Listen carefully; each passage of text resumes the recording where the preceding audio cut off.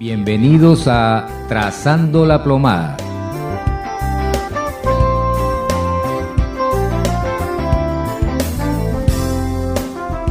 Qué bueno estar nuevamente con ustedes y poder estar todos los sábados, tratando de estar todos los sábados para poder tener una conversación de café entre amigos y poder dialogar sobre los diferentes temas que saltan para que podamos nosotros reflexionar, meditar y ayudar en lo posible para que usted también los pueda meditar conjuntamente con nosotros.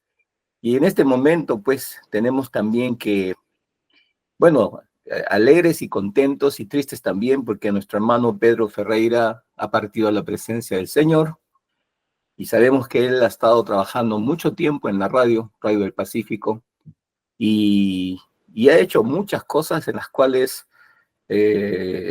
diríamos que ha empoderado más lo que es el movimiento de oración, ¿no? Porque ahí es donde yo más lo conocí a Pedro, y también con el programa que nosotros tenemos de La Plomada. Verdaderamente es una bendición haber trabajado juntamente con él, el equipo aquí de La Plomada, y también el movimiento de oración. Como también podemos dar un saludo a nuestro hermano Pastor Babilón, que es el presidente del FIPAC. Su esposa el día de ayer también partió a la presencia del Señor.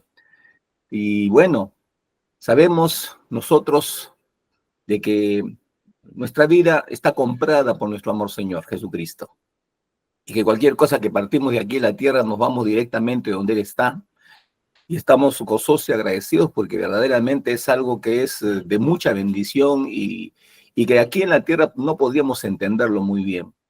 Pero sabemos que siempre nuestros hermanos que parten dejan un lugar en nuestro corazón, nuestros recuerdos, en nuestras relaciones, y sabemos de que eso nos pone tristes. Pero una tristeza a la hora de la hora se va convirtiendo en esperanza, porque sabemos que todos nosotros vamos a ir a la presencia del Señor, y como Pablo mismo dice, ¿no? Es presentes con el Señor, ausentes en el cuerpo, ¿no? Y eso es lo que ha sucedido con estos dos hermanos, y sabemos que nos vamos a volver a reunir, sabemos que vamos a volver a conversar, sabemos que vamos a volver a tratarnos de una manera poderosa, y también contarnos lo que después de su partida el Señor siguió haciendo con nosotros en la tierra. O sea, hay mucho que conversar cuando estemos ahí en la presencia del Señor. Pero bueno, es una bendición, ¿no? Y sabemos de que ha habido bastante gente que ha estado en el velorio, y sabemos también de que hay mucha gente que siempre va a recordar a nuestro hermano Ferreira, a nuestra hermana, la esposa del pastor, en el corazón, ¿no? No solamente en los hermanos de la iglesia, sino también en todos aquellos que hemos trabajado conjuntamente con ellos. Bueno, aquí pues, mis queridos amigos, después de esta noticia nostálgica y alegre, ¿no? Porque nostálgica sí, pero alegre también, porque sabemos a dónde han ido, sabemos que lo vamos a volver a ver, y sabemos que nuestros tiempos son muy importantes ahora aquí en la tierra. Amén. Y estamos muy agradecidos a la obra de don Pedro, porque imagínense, Radio Pacífico, no recuerdo la fecha de sus inicios, pero estimo que son más de 50 años, ¿no? O más. No sé si ustedes conocen esa fecha, ¿no? Y yo desde que tengo... ¿Perdón? No la recuerdo, pero sí bastante tiempo ha sido. Sí, y yo desde que tengo uso de razón de mi vida cristiana, yo he crecido, ¿no? Escuchando Radio Pacífico, he sido edificado por todos los ministerios, y ahora fíjense, por el favor de Dios, desde el 2010 estamos trazando la plomada, ya son 15 años en Radio Pacífico, así que gracias a Dios, no sabemos cuál será el futuro, quiénes toman el liderazgo, pero en todo caso oraremos para que este medio de comunicación siga cumpliendo los propósitos para lo cual fue originalmente, es convocar a la Iglesia del Señor, motivar a la oración. Me parece que todos los viernes hay vigilias. Hace un tiempo que no escucho, pero recuerdo que los viernes había vigilia y yo participaba hasta cierta hora. Bien, vamos al propósito de este programa. En esta oportunidad quisiéramos tratar de reflexionar juntos sobre el tema del pecado y el yo de la persona. ¿A qué me refiero?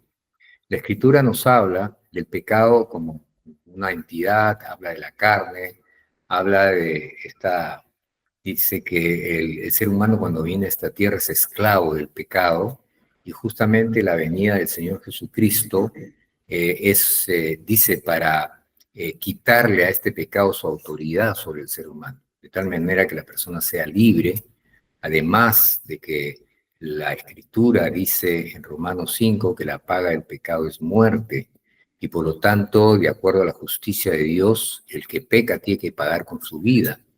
Pero como Dios no quiere la muerte del impío, entonces Él mismo se hace hombre y viene en la persona de Jesús y muere en la cruz en el lugar justamente del impío. De tal manera que se cumple con la ley, se cumple con la justicia de Dios y el ser humano tiene que confesar primero que es pecador, porque si no confiesa que es pecador no hay forma que se le perdone, ¿no? Lo primero que tiene que reconocer.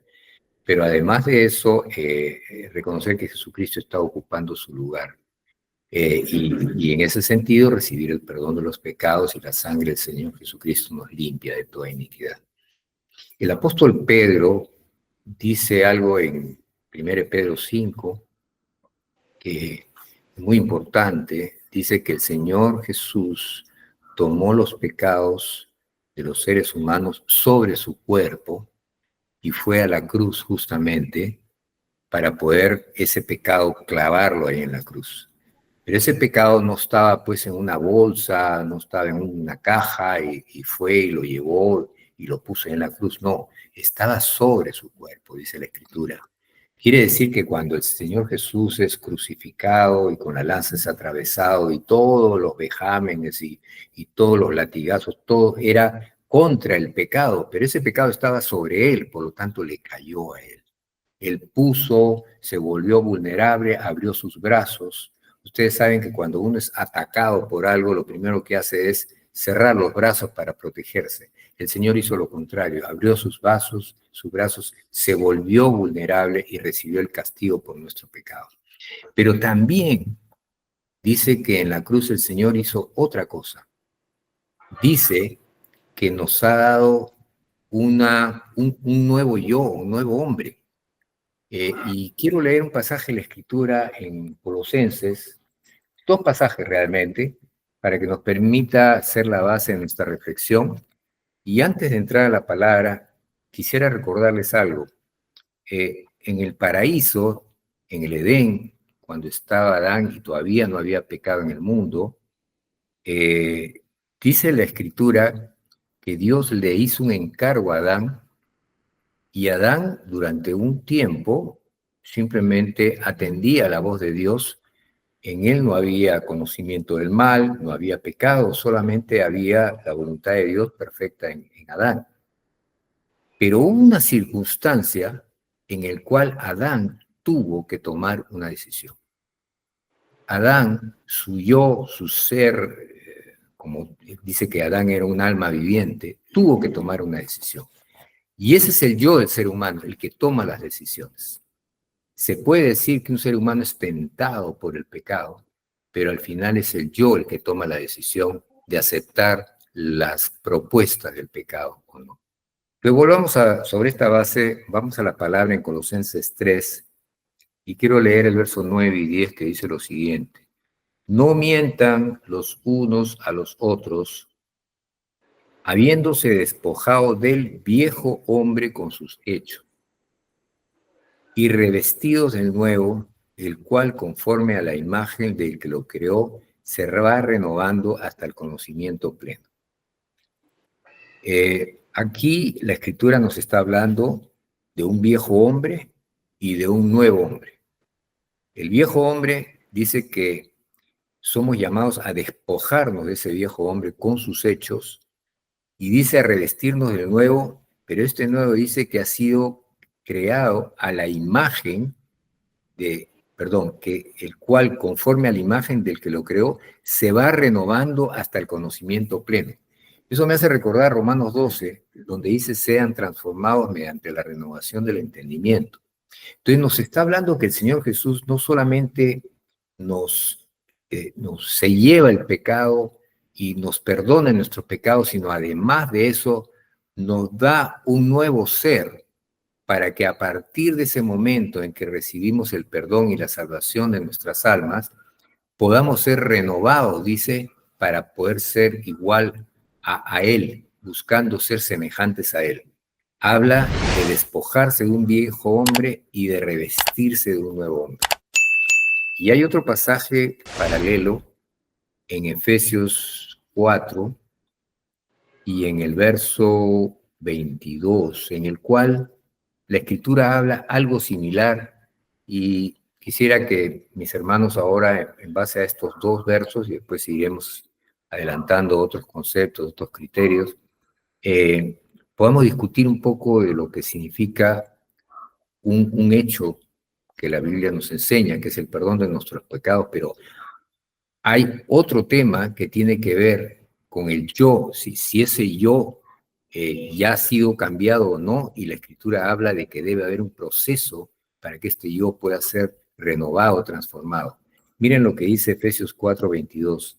En cuanto a la pasada manera de vivir, nuevamente dice, despójense del viejo hombre, ¿no? Como si fuera un saco, una casaca, ¿no? Quítense, dice este viejo hombre, que está viciado conforme a los deseos engañosos, renuévense en el espíritu de su mente y vístanse del nuevo hombre, creado según Dios en la justicia y en la santidad de la verdad.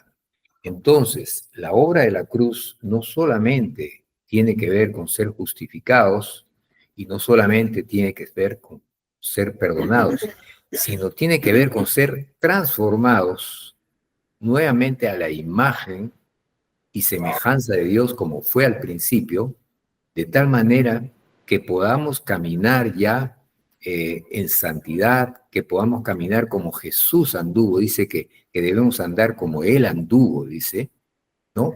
Pero para eso Dios lo que ha hecho, dice que hay un viejo hombre que ha sido desechado y hay un nuevo hombre que ha sido derramado hacia nosotros, de tal manera que debemos aprender a vivir y a caminar en este nuevo hombre. Y bueno, podría seguir adelante, pero quiero parar ahí, y hermanos, su opinión sobre este tema hasta el momento.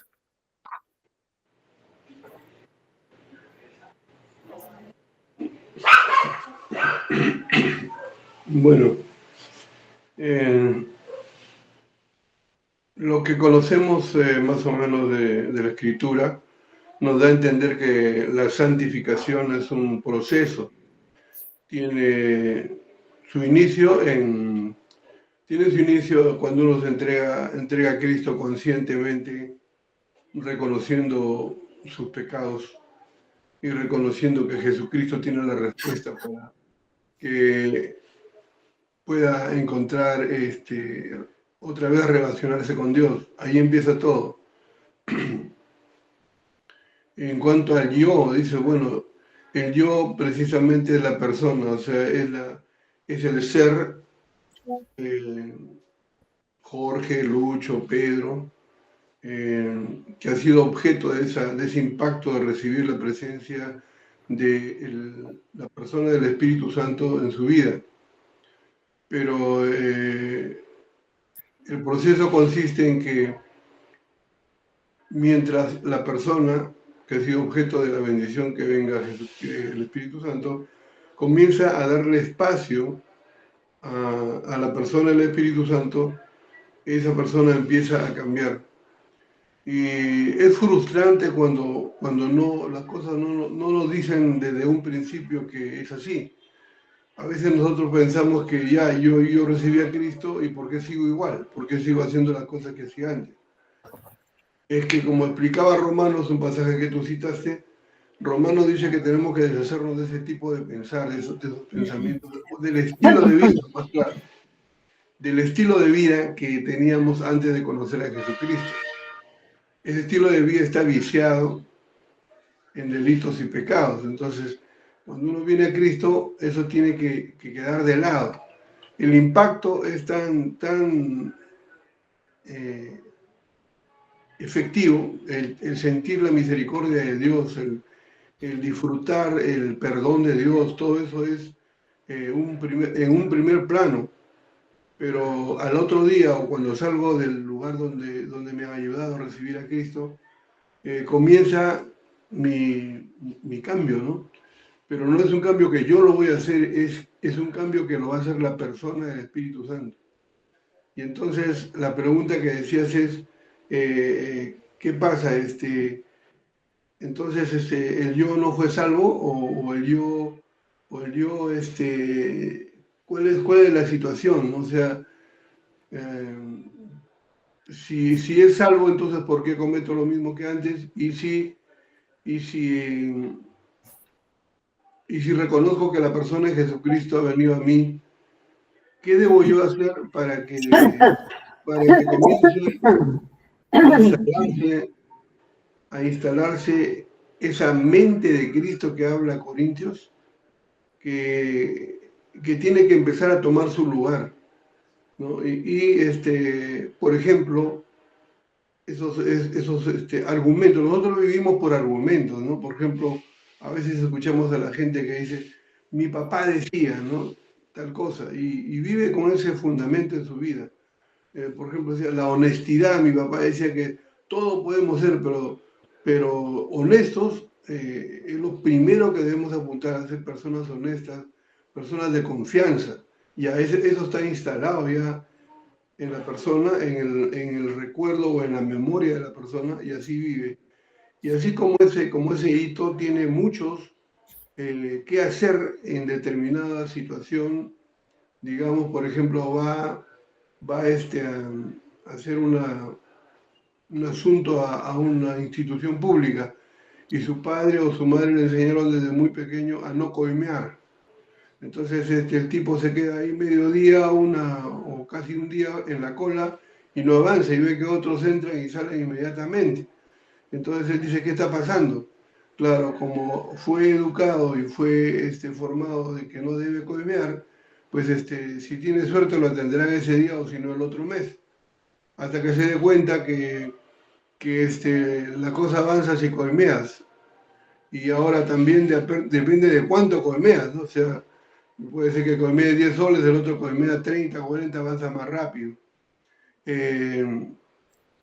Y ese es un estilo de vida, ¿no? Ese estilo de vida tiene que ser cambiado ahora cuando la persona conoce a Cristo. Tiene que ser cambiado por la forma en que Dios piensa. ¿Cómo piensa Dios? Dios condena evidentemente la coima, el cohecho, Dios lo condena, ¿no? Eso es irrefutable. Y entonces yo tengo que empezar a vivir así. Y ahora digo, oye, o sea que puedo demorar un día o un mes para que me atiendan porque ahora soy cristiano. Sí, así es. Así es. Ahora, lo otro es que si tú pues oras para que Dios te abra las puertas y empiezas a aprender otro en el estilo nuevo de vida, te vas dando cuenta que cuando oras las puertas se abren y no tienes que coimear, ¿no? Se abren sencillamente porque Dios está en el asunto, porque dice que a Dios le agrada a las personas que viven en justicia. Eso está en Mateo, ¿no? En las bendiciones. Así Jorge, que, sí, está pensando algo en lo que estás diciendo. La Escritura dice, en un lugar dice que el pecado ya no tendrá autoridad sobre ti, porque no estás bajo la ley, sino estás bajo la gracia, ¿no? Dice esa palabra, ¿ya? O sea, ya no tiene autoridad sobre ti. Y en otro lado dice, considérate que has muerto al pecado y estás vivo para Dios. En otras palabras dice, la obra que yo he hecho, dice la palabra de Dios, es una obra en la cual tú ya no estás obligado a hacerle caso al pecado, ¿no? Ya no estás obligado. Por un lado has muerto y por otro lado ya no tiene autoridad.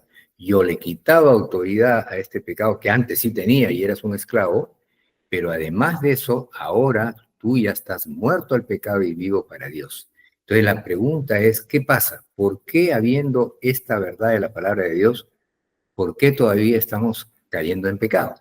¿No? Y me vienen dos cosas a la mente, ¿no? Una de ellas es porque de repente no hemos entendido que cuando Dios dice algo, puede que yo no lo vea o de repente no lo entiendo, pero lo que Dios dice es verdad. Cuando Dios dice que el pecado no tiene autoridad es que no tiene autoridad, por más de que parezca que tiene autoridad, porque dice que el Señor dice las cosas que no son como si fueran. Y cuando Dios dice que tú has muerto al pecado y tú no te sientes muerto porque caes por acá, caes por allá, pero entonces le estás creyendo a lo que ven tus ojos y no le estás creyendo a lo que Dios dice. Y como todo es por fe, porque dice de acuerdo a tu fe te será hecho. Entonces, cuando no hemos entendido que la palabra de Dios está sobre los sentidos, sobre la realidad del mundo, y nos metemos a ejercitar la fe, entonces no se va a dar lo que Dios dice, porque todo lo de Dios viene a través de la fe, ¿no? Esa puede ser una opción. La otra opción puede ser lo que dice el apóstol Pablo, ¿se acuerdan en Romanos 7? Que decía, no sé por qué hago lo que no quiero hacer. Y encuentro que en mí hay algo que me lleva atado, dice, al pecado cuando mi mente quiere agradar a Dios. Entonces, en ese otro caso, él sí conocía la palabra y él sí le creía a Dios, pero había una batalla interna por algún motivo, alguna área que todavía no ha madurado o lo que fuere, ¿no? De repente hay una lucha espiritual ahí de un área todavía no entregada al Señor, no lo sé. Pero el tema de fondo es de que a pesar de que Dios ya hizo una obra en la cual, por un lado, nos ha limpiado el pecado, le ha quitado autoridad al pecado y todo ello, pero por otro lado nos ha dado, dice, una nueva creación, un nuevo yo para que tengamos la fortaleza de caminar en santidad, creerle a Dios. Es un ejercicio de madurez, me parece, no sé qué opinan. Una de las cosas que debemos de siempre tomar en cuenta es de que todo lo que Dios nos ha dado a nosotros, desde el momento que le recibimos a Jesucristo como Señor y Salvador, nos ha dado parcialmente. La Biblia habla que todavía no tenemos la plenitud de todo. Por consiguiente, tenemos las primicias de nuestra salvación, las primicias de los dones, las primicias de la convivencia con el Espíritu Santo, las primicias de los ministerios, las primicias de cómo la iglesia funciona, ¿no? Pero todas esas primicias funcionan en un entorno de persecución, porque la Biblia dice que el mundo es del diablo, y el diablo tiene sus formas de cómo gobernar en este mundo. Y asimismo también tiene sus propios familiares, ¿no? Así como el reino tiene familiares como nosotros. Pero es interesante que lo que hemos recibido siempre está supeditado a que el Señor esté esperando de nosotros obediencia, compromiso y fidelidad. O sea, la obediencia, el compromiso y fidelidad va a ser hasta el día en el cual seamos arrebatados.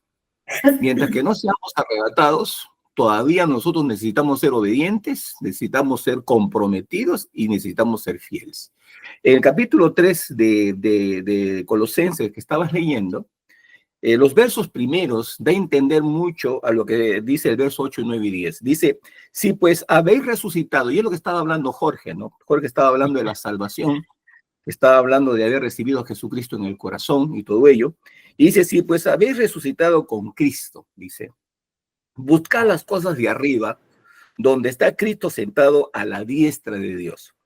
Luego dice el verso 2 de Colosenses, capítulo 3, poner la mira en las cosas de arriba, no en las de la tierra. O sea, aquí nos está diciendo algo. No dice que ya por el hecho que hemos recibido ya todo de parte de Dios y porque Él está en el cielo, ahora nosotros vamos a mirarlo a Él perennemente arriba. No, nos está diciendo de que poner la mira en las cosas de arriba, no en las de la tierra. O sea, nos está dando a entender de que así como nosotros podemos decidir mirar arriba, así también podemos decidir mirar en la tierra. Y luego dice, porque habéis muerto, dice, y vuestra vida, qué interesante, está escondida con Cristo en Dios. O sea, nuestra vida ahorita está escondida con Cristo en Dios. Al verso 4 dice, cuando Cristo vuestra vida se manifieste, entonces vosotros también seréis manifestados con Él en gloria. O sea, aquí nos está hablando de un proceso y nos está hablando de un tiempo futuro. O sea, no es que algo ya sucedió. No, ha comenzado a suceder. Estamos disfrutando los beneficios de lo que ha comenzado a suceder, pero todavía no tenemos la plenitud de aquello que Dios ha dicho que tiene que suceder. Entonces, dice, vuelvo, repito el 4, lo repito. cuando Cristo vuestra vida se manifieste. O sea, se está manifestando Cristo en nuestras vidas de una manera rara, pero se está manifestando. Porque hay iglesias carnales y se nota. Entonces vosotros también seréis manifestados con Él en gloria. Muy bien, ahora el verso 5 hasta el verso 10 son el complemento de lo que está diciendo el verso 1 al verso 4.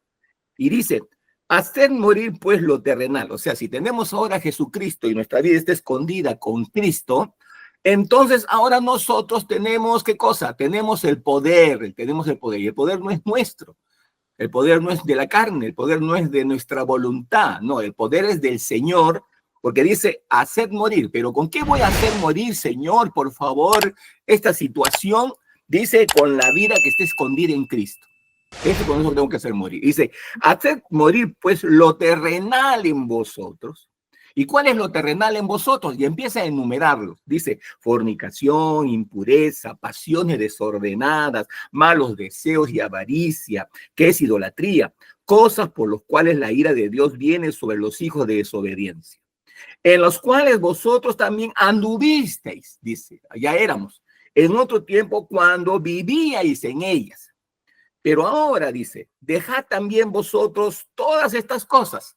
O sea, unida a lo que está arriba, ahora también hay que dejar algunas otras más, que pensábamos que no eran malas, que pensábamos que no eran pecaminosas. Y es ira, enojo, malicia, blasfemia, palabras deshonestas de vuestra boca. Y sigue diciendo, no mintáis los unos a los otros, habiendo despojado del viejo hombre con sus hechos. Y luego, ¿qué hace? O sea, empieza a plantearnos el verso 10 sobre el verso 4. El verso 4 dice, cuando Cristo vuestra vida se manifieste, entonces vosotros también seréis manifestados con Él en gloria. Y el verso 10 dice, y revestidos, dice, del nuevo, el cual conforme a la imagen del que lo creó, se va renovando. Wow, esto tiene que ver con un proceso. Renovando hasta el conocimiento pleno. O sea, no es algo que sucedió así. Perdón, pastor, No es se algo nos que ha pasado el tiempo. Sucediendo. Se nos ha pasado el tiempo, quédese ahí, tomamos un receso y seguimos. Pero vamos a seguir en ese mismo punto. No se vayan, ya regresamos.